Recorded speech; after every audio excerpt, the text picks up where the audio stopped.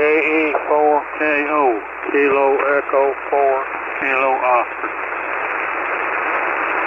Roger, roger. And what's the name there?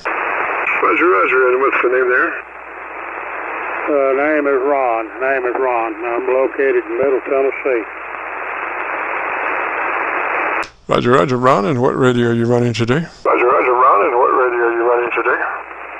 Running a ICOM 7100 and listening with a little SDR play, SDR receiver. I like my SDR radios. Ah, roger that. Now, are you hooked to the internet on that radio and you're receiving a signal from an internet SDR, or what? How's that hooked up? I got it coupled into the radio. It's not hooked to the internet.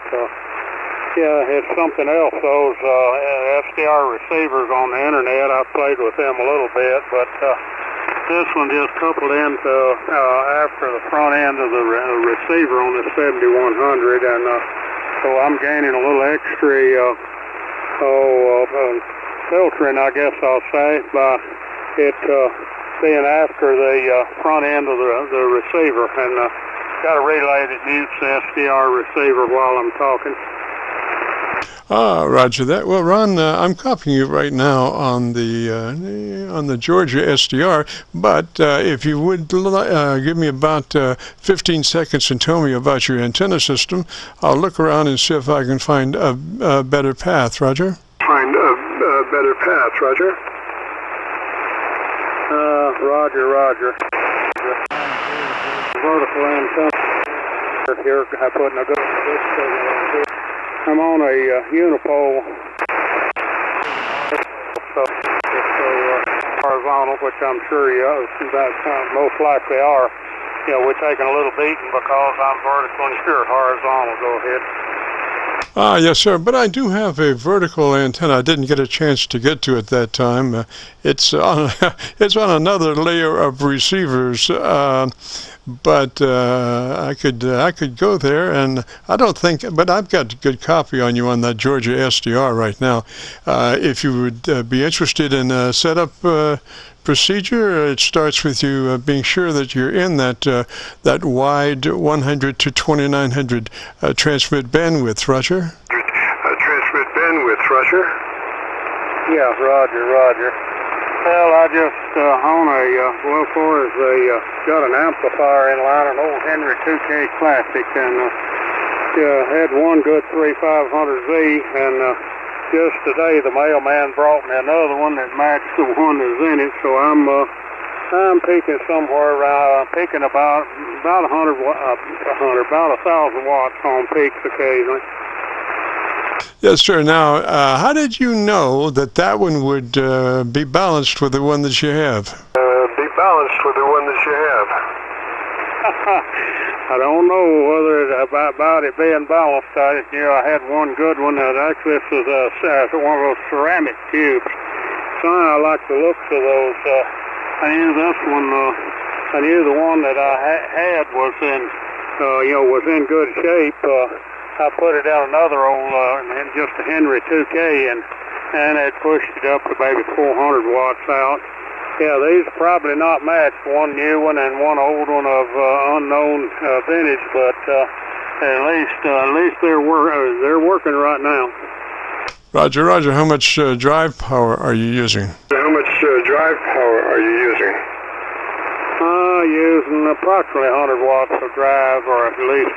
I think I've got this radio run to maximum. I think it puts out about 100. I hadn't really checked my drive. Just a few minutes ago, got this together and tuned up here and ran across you. Yes, sir. Well, kind of a similar situation here. I'm running a Heathkit SB220. And I'm driving it with about 100 watts, and we're doing about a kW out.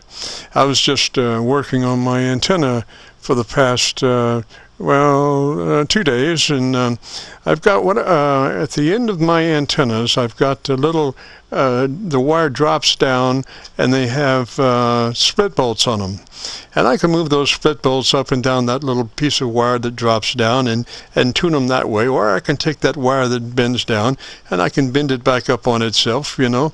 The antenna's cut long, so I'm in the good shape for being for shortening it. And so I was down, I guess about 71. I don't have my notes, but about 71, 75. So I was running just a little bit more SWR than I wanted. So I just, what I do is on one end of my dipole, I correct the frequency or go for the frequency, and on the other side of the dipole, the other leg, I go for minimum SWR. So I've got it now where I can't even see the SWR on the power meter at KW. So things are pretty good, Roger. KW, so things are pretty good, Roger. Yeah, Roger. I'm always building something, or at least have things in mind to build. This antenna, like I said, is about a quarter wave vertical, but I'm running it as a unipole. Up at the top of the tower, I've got 3 wires suspended maybe 6 inches from the tower, and goes down to the bottom, and got supports holding away from the tower, and which of course are non-conductive, I guess we say. And at the base of the tower, there's a homebrew tuning unit to match that tower to the 50 ohm load, and I have matched this. I've got taps on the tuning unit. I can use this vertical on 75 meters, but then I've got above ground radios, not as many as I'd like to have, but I've got the radio suspended overhead, and from what I've understand, above ground radios really can be more effective than buried radios. And the way my place is laid out here, it's not practical to try to bury very many radios underground anyway. Roger. Well, if you stretch them out across the grass, in 2-3 months, the grass will grow right over those radios, Roger. Grow right over those radios, Roger. Yeah, that's right, Roger. I understand that can happen, but one thing about having the radios overhead, I was trying to keep the RF out of the shack, as get it above my shack if I could. Anyway, it seems to work, but I'm constantly building something. I've got one old homebrew amp that an amp that I built homebrew out of my junk box, runs a single 4x1. Pretty good sized cabinet, 4x1 in it, and got it set up for 160, 80, and 40 meters. And but then the idea comes to build another amp. I want to be able to tame a pair of 833s. If you're familiar with what 833 is, back in a different lifetime, I was made my living. I called myself a broadcast engineer, maintained a few small country radio stations that ran old 833s as transmitting tubes, and I want to see some 833s turn red in amateur service. Go ahead. Yes. 2 833s for KW, which is a normal mode for those in AM broadcast. I've got 50 years in broadcasting, so I'm familiar with those, and they do an excellent job, and they do cherry out pretty nice, Roger. Cherry out pretty nice, Roger. Yeah, I like seeing those things turn red. I said I could walk in the transmitter building, look up those tubes, and I could tell you if that transmitter was happy without looking at the meters. You see them maybe glowing just a little bit, bordering on red with just dead carrier. When modulation hit them, you see that color of those plates pulsating with the modulation. I like glass tubes and set to where you can see where you can see those tubes. you mentioned SB220. I've owned a couple of SB220s, I built one of the last ones, I guess, that he set out when they were shutting down. Of course, they squared off the corners of that cabinet, painted it brown, and called an HL2200. I wouldn't mind having another one of those, but a lot of things I've had in the past have been passed on to somebody else. Oh, roger that, roger that. The day of, those great old tube receivers, transceivers, are pretty much gone. 7300's there, and I think the 7300 is the new standard, Roger. 300 is the new standard, Roger. Yeah, roger, yeah. Well, as far as receivers, I'm spoiled by SDR receivers. I've got a couple of Flex radios. I got one, a little Flex 1500. You familiar with them? A little QRP radio, about the size of a matchbox, as we call it. And I beat that thing to death, and it still works just as good as the day I got it. But I like that little 1500. It puts out about 5 watts. But you put an RM Italy amplifier behind it and kick it to 100 plus watts, and then put a 4-to-1 behind that one, and then you're talking like a real radio station then. Roger that, Ron. Well, I've been watching your modulation. You're up there, 3 dB dynamic range, which means your average percent of peak modulation is somewhere around 80 to 85%. That's average peak modulation. So that's great. Your audio curve is nice and intelligible. So I would get the Gorilla Tape and taper down, Roger. Get the Gorilla Tape and taper down, Roger. Yeah, Roger. I got something acting up here. I don't know whether my antenna's acting up. Suddenly there's it sounds about like it be if the wind is blowing a loose connection on the antenna that's just static, and then your signal up and down. Maybe it'll quit. I see a little breeze blowing out there. It might be something not quite making connection out at the feed point of the antenna. Roger. Well, if you're transmitting on the same antenna you're receiving on, you'll probably notice your SWR kicking around, Roger. Your SWR kicking around, Roger.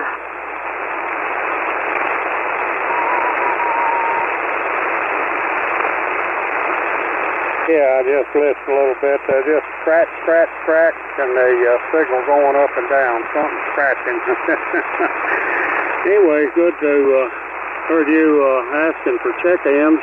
Looks like I'm the only one checked in, or maybe I may see some ready to check in with you. I rarely get on this band. Most of my operation is maybe at night or early of the morning on 75 meters. And I spend too many hours a day on the internet, looking here and yonder on the internet, checking out YouTube video clips, and then some people on Facebook keeping it posted on what's going on around the country and around the county here. Live by myself, and heck, I said I've already outlived just about all my friends and relatives. Not got many friends and relatives left. One good point, I've done outlived most all my enemies, at least. Go ahead.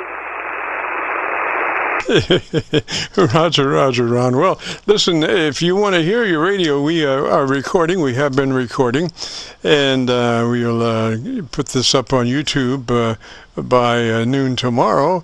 You just have to go to YouTube and do a call letter search for KC9VKV, followed by the word logbook. That's Kilo Charlie 9, Victor Kilo Victor, followed by the word logbook. And this recording, like I say, will be up there by noon. It'll be cut number 1 in a series of 3,000. And like I say, I'll have it up there by noon. Roger. Like I say, I'll have it up there by noon. Roger. Yeah, I heard him. I got that. It's right. Written down there. KC9VKV or VKC. Well, give it to me again. Hell, I'm getting old. 84 years old. Got an excuse of brain not making it fast as some folks. Roger, Roger, Ron. It's Kilo Charlie 9, Victor Kilo Victor. Kilo Charlie 9, Victor Kilo Victor on a YouTube search, and that's followed by the word logbook. So it's KC9VKV logbook on a YouTube search. Roger? Logbook on a YouTube search, Roger. Yeah, Roger, I got it that time. Here, I'll search for that. Say you may have something well me up by tomorrow. Yeah. It's interesting fooling with those, remote, or the little receivers all over the world you can bring up. Like I guess if a fella wonders what it would be like to be in some foreign country, you just find a receiver there and you can listen around and know what it'd be like being there. Actually, I've spent most of my life within just a few miles where I was born. A few times I strayed off a bit, but for the most part I stayed close to home. Very little of the United States I saw within a, say, 100-mile radius of where I grew up. Roger, Roger, Ron. Well, we run 4 dedicated SDR receivers for Pennsylvania, Georgia, New York, and Virginia. Then we have what we call our Hocus Pocus Internet SDR receiver. It's got 50 pre-programmed locations that we can go to that one, and as far as our SDRs. And then our local radio has 3 10-foot vertical magnetic loops tied to it, plus our dipole antenna. And so we can select through those. And we've been transmitting always on our tuned dipole antenna, but we've been moving around on our receiver. And for the most part, we've been on the Georgia SDR. You really sound good there, Roger. SDR, you really sound good there, Roger. Yeah, Roger. I believe I may have heard about that Georgia receiver. I know there's one in Alabama, somewhere in part of Alabama, that some of the folks here talk about listening in on and maybe listen to themselves and see what they sound like. I thought I got such an old country voice, I don't care to listen to myself, but actually the different lifetime I call it, I worked in broadcast radio primarily as the engineer and hands of it, but then it's done everything from sweep the floor to be a DJ.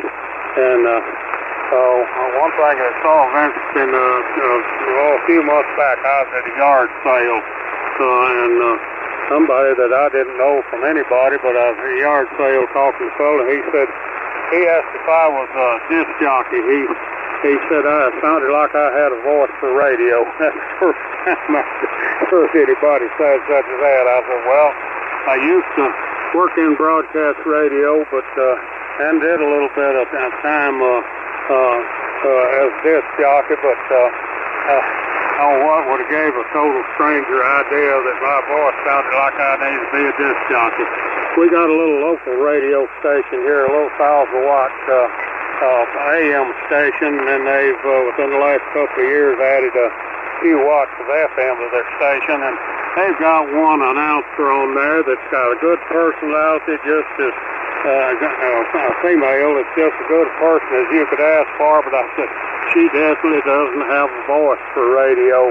Her voice sounds like a rusty screen door, but a good person is. And some women's voices make you sound so sweet, they make you think of sweet and beautiful things and all, but this woman don't have that kind of voice. Go ahead. Roger, Roger. Well, she made an impression on you, and that's what it's all about. So I think she's going to be probably doing pretty well. Well, Ron, we've enjoyed it, sir. Like I say, your radio really sounds good. You have a good audio curve, nice and intelligible. And like I say, that audio dynamic range is about 3 dB, so your average percent of peak modulation is just where it should be, about 80 to 85%. So let me say 73 to you, sir, and you have a great afternoon. Roger? To you, sir. great afternoon, Roger. Yeah, Roger. You have a good afternoon, too. I've enjoyed the Qso. Might stumble upon you again. I'm rarely on this band, or not as active as some folks, but I'm constantly thinking about what to build or whatever. Another, I guess you say, hobby of mine is cars and so forth. You wouldn't believe all the stuff I built in the last 20 years or so, but at 84 years old, I think my days of any serious building projects about over with. But I built cars and motorcycles and even sawmills, sawmill lumber in the last 20 years. But, some of those projects are behind me now. Well, I've enjoyed it. Let you run, and maybe we meet again further down the log. Let's see, KC9VKV, RON-KE4KO. Roger, around 73, sir. You have a great afternoon, a beautiful weekend, and if you get a chance, join us next Friday. We'd love to have you. This is the Qso-Vlog net. If you have a radio you want to check out, give me a shout.